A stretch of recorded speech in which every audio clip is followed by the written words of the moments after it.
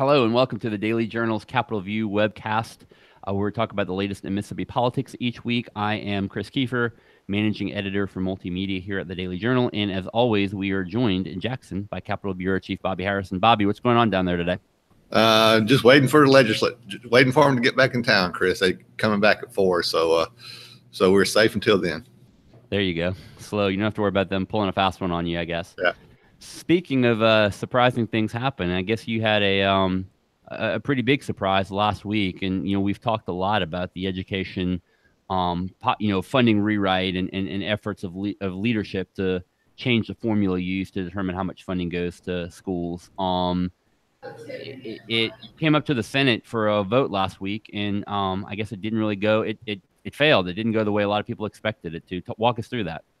Well, it was a surprise to most people, even though the people who opposed the funding formula, they say in hindsight they felt they had to vote. As a matter of fact, I called somebody who was opposed to it right before the Senate. It was called up for debate in the Senate. I mean, right after it was called up for debate in the Senate, Thursday. And I said, so the leadership must have the votes. And this person said, no, I think we have the votes. And as it turned out, that person was right. It was such a surprise. Through his 6 years this is his 7th year as lieutenant governor, Tate Reeves hasn't lost many floor fights. But, especially in the Senate, the lieutenant governor has such a distinct advantage when he brings an issue to the floor. First of all, it's a smaller body, so it's easier to count votes than it is in the House, where 122 members in the House, 52 in the Senate. Mm-hmm. And the deadline to pass that bill was not till this coming Thursday. So I just felt for certain they wouldn't call it up for debate if they didn't feel comfortable they had to vote. So when they called it up last Thursday, right after lunch, I felt certain that they must have had the votes to pass it. But Senator Gray Tollison, the Education Committee chair, Republican from Oxford, he explained the bill and answered a couple of questions. And Senator Hobb Bryan stood up and made the motion to recommit it to committee, which of course is a killing motion, if you will. And Senator Bryan went to the well, spoke very low keyed about the bill, and Tollison spoke, and then Bryan was able to close, and Bryan's motion to send it back to committee passed by a surprising 27-21 margin, with all 19 Democrats voting to send it back to committee, and 8 of the chamber's Republicans joining them and sending it back to committee. The lieutenant governor was, he tried to mask it, but it was obvious he was angry. He was disappointed by the vote. He admitted that, but I also think he was a little angry by the outcome. But that for this session, unless something just real dramatic happens, which no one thinks it will, that's the end of that issue for the 2018 session. And Chris, I'd be surprised. I mean, that was that was a priority for Lieutenant Governor Reeves and House Speaker Philip Gunn to change the Mississippi Adequate Education Program, which is the formula to send state money to local school districts. They want to change that, but that was a priority for them. 2016 session and the 2017 session. The 2017 session and then this 2018 session. But I'll be stunned if they try to do it again in 2019, which would be an election year. I think this issue may be dead at least until after the election in 2020, and then a lot would depend on how the election results go in 2019 before we know what might happen in 2020. Sure. Bobby, was it a bigger surprise that the bill failed, or that Senator Bryan spoke about it in a calm manner? Well, I'm the world's worst. We like to sort of stereotype Senator Bryan at times, but Senator Bryan is one of the the best communicators in the legislature. He understands issues as well as anyone. And he's able to make his point when he wants to in a very clear and concise way. And he did that Thursday. But the truth is that when he was making those points, Chris, people already knew how they were going to vote, and it was I don't think he changed any votes per se. I just think he was the logical person to do it, since he was one of the authors of the Mississippi Adequate Education Program back in 1997. and he also just, I mean, understood the issues real well. And Chris, I have a theory, and I hadn't even talked to Senator Bryan about this. Yeah. But I thought the only thing I can sort of ascertain is that the leadership, Lieutenant Governor Reeves and Senator Tolleson, suspected they might lose the vote Thursday, but they thought but when you lose that vote, just a straight up or down vote, they could hold a bill on the motion to reconsider, and then they could have gone to work on the members who voted against it to try to change their vote, and they would have had up to Thursday to pass the bill, next Thursday to pass the bill.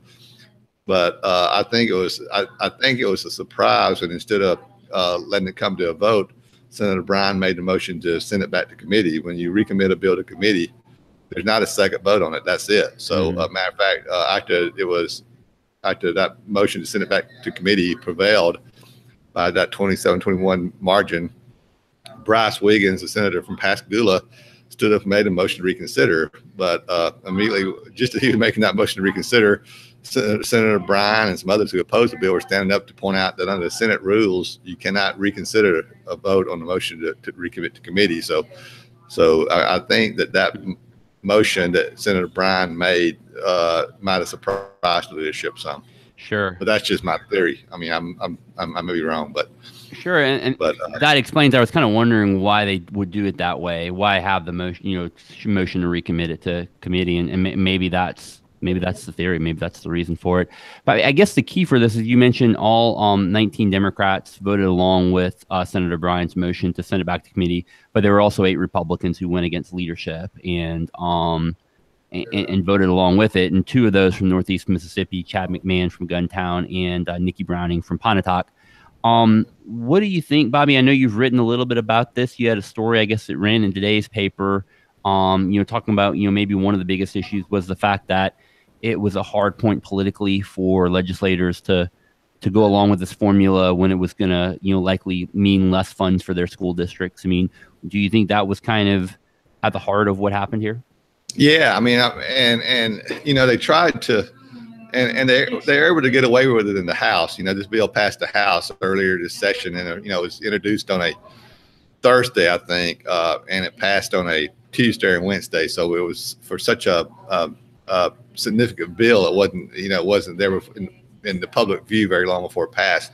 But they had these charts that showed what the school districts received for the current year from the state, how much money they received, and then they extrapolated it out to 25-26 school year to show what they would receive in 25-26 under the new funding formula. And then under that new funding formula, the school district would get about $110 million more in 25-26 than they were getting this school year. Now, 2 things about that. When you're talking about a $2 billion budget, $109 million over 7 years, I think it is. I think it's 7 years. Mm-hmm. It's really not a lot of money. It's not a big increase. And then a third of the school districts, or about a fourth of the school districts, actually receive less money in 25-26 than they got this year. And then the capper was that chart they were showing is what school districts got this year under the MAEP formula that was $213 million underfunded. So A, they weren't going to get that bigger increase, and B, if you got closer to full funding MAEP, it would provide significantly more money than the new funding formula would provide. So it's just difficult for legislators to make that vote in a lot of instances. And what I wrote about today, Chris, was in one breath the leadership was saying we got to replace MAEP because the state can't afford to fully fund it. The state can't afford to fully fund it. And the next breath, they were saying this new school funding formula is going to provide more money than MAEP. So I mean, those two. I mean, those two. They can't both be true. Statements, both can't be true. And a suspicious legislator for that reason and no other reason should say, wait, hold on just a second. But they were able to get through the House. But as people began to look at that chart and to sort of sort everything out, it became a much harder thing to pass in the Senate. Probably going into this debate, probably most people would would have guessed that it would have been harder to pass it in the House and the Senate, but I think it was easier to pass. I think it passed the House solely because it was brought up there first. Mm-hmm. And there's a lot of House members who's kind of kind of hung out to dry on this issue now. The senators voted for it too. I mean, I could see a credible campaign against those senators saying you voted to repeal MAEP and replace it with a funding formula that would provide less money for local school districts. That may be for your local school district. Sure. So that may be we may see these votes come up into 2019 elections. So we just have to see about that. Yeah, that'd be interesting to follow. Another big issue, Bobby, that I guess it really had gotten kind of attention when it first passed out of the House was this bill that would have allowed lawsuits related to, I guess, practices that kept guns off of certain places on college campuses and other public places. And then the bill kind of changed last week in the Senate that would now allow teachers to be trained, I guess, specially trained teachers to carry guns in schools. I guess tell us about the original bill and then kind of where it stands right now. Well, I mean, there's under existing law, in most places, including at athletic events at the universities, high schools, and professional sports, is such that we have we got some baseball teams, minor league baseball teams and whatnot. But under existing law, if you have what they call an enhanced carry permit, you can carry a gun to those events, and that's been existing law for several years now. But it hadn't been, in a lot of places that law hadn't been adhered to. Like universities have tried to keep guns out of sporting events, and a lot of judges have tried to keep guns completely out of the courthouse, which under this existing law you can't do. You can keep under the existing law. You can keep a gun out of a courtroom when the court's in session. But other than that, under existing law, if you have an enhanced carry permit and you want to carry your gun into the Lee County Courthouse, you're supposed to be able to. But a lot of judges had entered orders saying you can't. So a lot of universities have said, despite that existing law, you can't carry a gun to see into the Alabama Ole Miss football game or the West Union, East Union basketball game. Sure. So Andy Gibson passed a bill out of the House this year that would give, if you have an enhanced carry permit and somebody tries to keep you from carrying your gun to some of those places, you have a right to go to court to seek to file a lawsuit. In short, is what it boils down to. And that bill was controversial because the SEC, Southeastern Conference, got involved, saying they don't want to have guns at SEC sporting events, and a lot of people got involved. And the bill passed the House, went over to the Senate, and the Senate changed the bill to allow universities and schools and athletic teams to borrow guns from their sporting events. But they added a provision that if you have 12 hours, as a teacher has 12 hours of training, and the school district says it's okay, a teacher can carry a gun at a school. And so that's the way the bill is pending now before the full. That was done in committee in the Senate. Now that bill is pending in the Senate. It has to be voted on this week or it'll die. So it could come up any time from this afternoon until Thursday. And so, I mean, it was kind of, I don't know, not much difference it made. It seemed like there's some momentum to allow to have teachers armed. But the day this bill, the day before this bill came out of committee, that you had that school shooting in Georgia where the teacher was barred himself in the classroom and shot a gun a couple of times. So I don't know. That probably won't make a difference, but we'll see how this bill comes, if it's called up for debate, which I expect it will be, and see if it passes the Senate. And then you got to go back to the House and work out, the House will have a bill that says, you can file a lawsuit if you keep an enhanced carry permit from permit holder from carrying a gun at a sporting event or at a courthouse. And then on the Senate side, that language is taken out, but you have the language to arm teachers in there. So we just have to see how that works out between the two chambers. Sure, it would be two dramatically different bills, I guess. So, yeah, I guess it wouldn't necessarily be a sure deal, even if it were to pass the Senate. On the excuse me, the arming teachers, I guess, and you kind of mentioned it there, but maybe important to note this obviously it isn't giving a gun to every teacher. It's there's got to be a special training. And did you say the school district would also have to consent to that? Is that right? Yeah, I mean, it'd be a district by district decision where they would want to have armed teachers in their buildings. Sure. Or I say, everybody talks about teachers, and most of the staff in a school building is teachers, but it could be I guess it could be a principal or even a janitor, or I mean a lunchroom worker.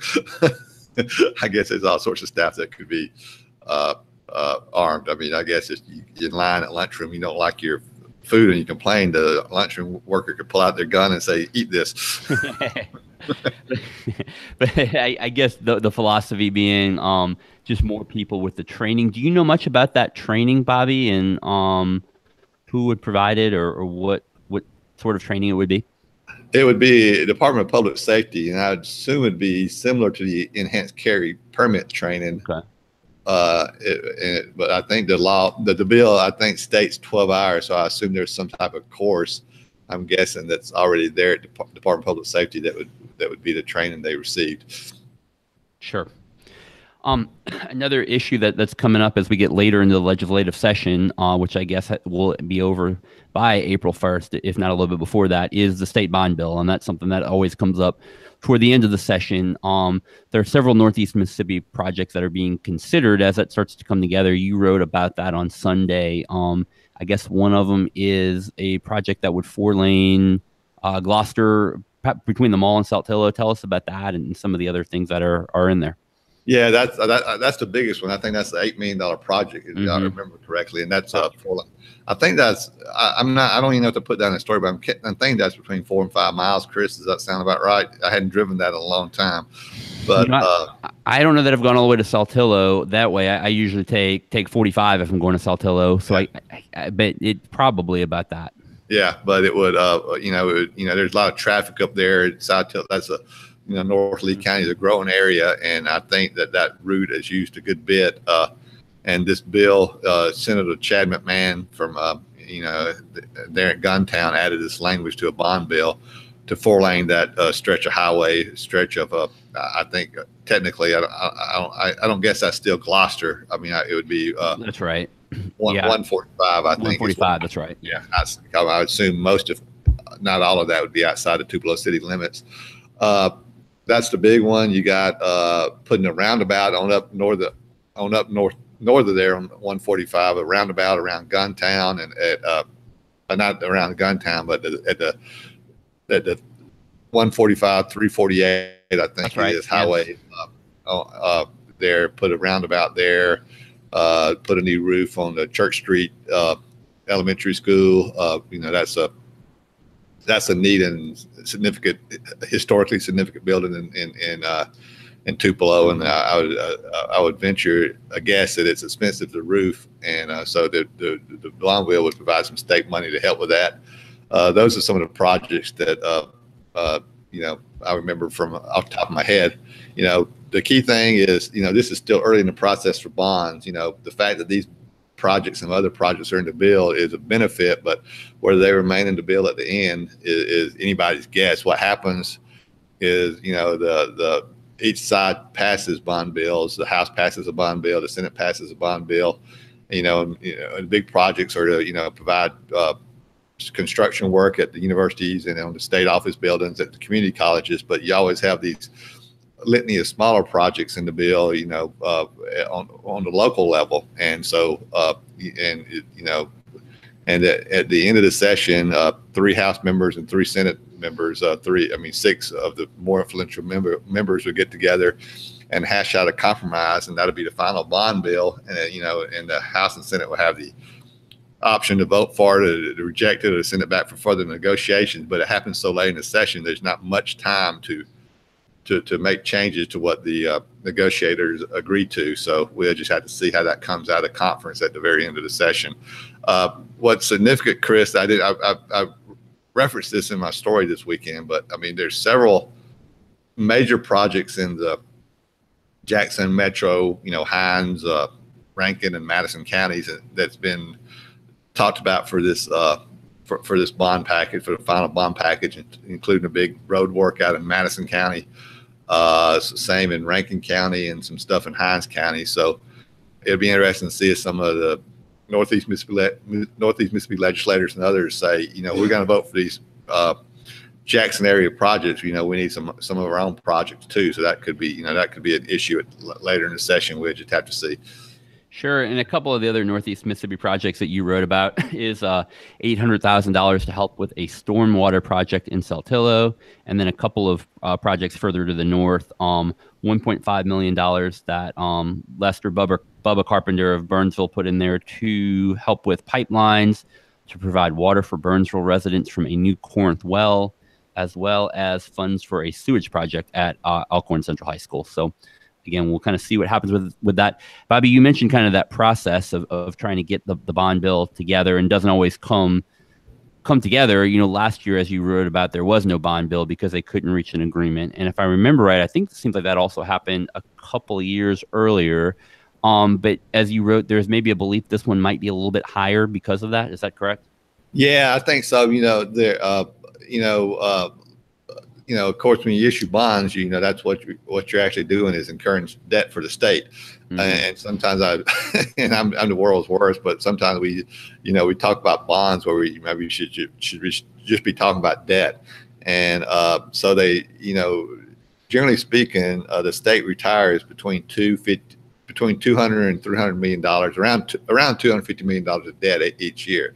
So they try to hold the amount of new bonds to below what they're retiring. So the fact that they didn't issue a bond bill last year, so there wasn't any debt added, and the fact that there's a sort of a hue and cry to do some stuff on transportation, and when everything's said and done, bonds might be the only thing they agreed to. I expect the bond bill to be a little bit more this year than it has been in past years. Bobby, I want to, in a minute, talk a little bit about, step away from the legislature and talk about the U.S. Senate election now that we're past the qualifying deadline for the seat currently held by Roger Wicker. But before we do that, we'll stay on the legislature. Just looking ahead to this week, you mentioned it's Thursday is a deadline for bills, I guess, to pass the full chamber. What are some of the big things you're looking at or expecting and watching this week? So we talked about the gun bill. There's a bill that would that I tried to follow that would establish a study committee to look at maybe gathering a uniform process to restore voting rights for felons. That bill's still alive. There's a bill that would ban abortions after 15 weeks, which would be, I think, the lowest in the country. That bill is alive in the Senate. So, those are some of the key bills that can be taken, would probably be taken for Thursday. Sure. And of course, outside of that, the big transportation bill that Lieutenant Governor Tate Reeves proposed, that bill's under a different deadline, and some other bills that would deal with transportation issues, diverting money from the general fund to transportation needs. Those bills are alive, but they don't face the Thursday deadline. Their deadline will be later this month. Sure. Moving now to that Senate election, I guess, like we said, that the qualifying deadline passed last week. Chris McDaniel did enter that race on the Republican side, so along with, of course, incumbent Roger Wicker, David Barria, Senate. You remind me his title in the legislature, but he's in the race on the Democratic side. Kind of tell us a little bit about the candidates. Yeah, there's several candidates running both as Republican and Democrat. There's some people, some other people other than McDaniel and Wicker running on the Republican side, and on the Democratic side, you have several candidates. But the biggest names would be David Barry, as you mentioned, from Bay St. Louis. He's the House Democratic leader, and then from my home county, Jones, Representative Omeria Scott is running as a Democrat. She's a longtime member of the House, and she has entered that race, as well as little Hollywood, Celia Ward, actress from Meridian, who's done quite well for herself. Her husband has entered the race, so that'll be interesting to see. And Chris, there's just so many moving parts because there's still talk that Senator Cochran, the senior United States senator, is going to step aside. He's going to retire, and if that happens, there'd be 2 Senate races this year most likely. And there's talk that if he did retire, Chris McDaniel would drop out of the race against Wicker and enter the race against Cochran, and at the same time, it's likely that McDaniel switched to the other race. David Berry, the House Democrat leader, also would switch to the other race. And of course, the governor would appoint someone in the interim, so that person would also be in the race, whoever that might be. So there's just a lot of moving parts in the Senate races, or Senate races this year. Yeah, so it'll be interesting to see. And I guess you had written previously in an article that was we talked about it last week, that the possibility or the talk may be that Philip Gunn, who's the House Speaker, could be the person who gets appointed if Cochran steps down. But in that same story, you had said that it would happen, maybe shortly after March 1st. So I guess the possibility of something were going to happen there, maybe it would be relatively soon. Is that kind of still the feel? There seems to be a lot of chatter coming out of Washington that Senator Cochran is going to resign sooner than later. Chris, I don't have any insight other than what the rumors we hear in Jackson. I don't have a lot of insight of what's happening in D.C. I don't know if anybody does these days, but if that's the talk that he's going to step down. Now, he may be there. He may be there longer than anybody. He may outlast the president and the Senate Majority Leader and the House Speaker and everybody else. But the talk is there seems to be a lot of chatter that Senator Cochran is 80 years old and not in the best health in the world, and he's going to come home to Mississippi, to his home in Oxford in the coming days or weeks or even days. Yeah, so we'll have to stay tuned and kind of as whatever happens there, as you said, moving parts and possibly the other Senate race. And I guess as we move toward the summer, it'll all start to come together. So that does it for another episode of Capitol View. We remind you, of course, you can catch us each week. This is our normal time slot, Monday at 2:00. We talk state politics. You can catch it at djournal.com live. The replay is also always available at our video gallery or on our Facebook page. And look for updates through the Daily Journal's Twitter account at djournal now. For a while, we were having to move our time around just based on various schedules, and we'll always have the update there on when we're going to be going that week. So, as always, we thank Bobby Harrison for joining us, and thank you for watching us, and we will catch you all again next week.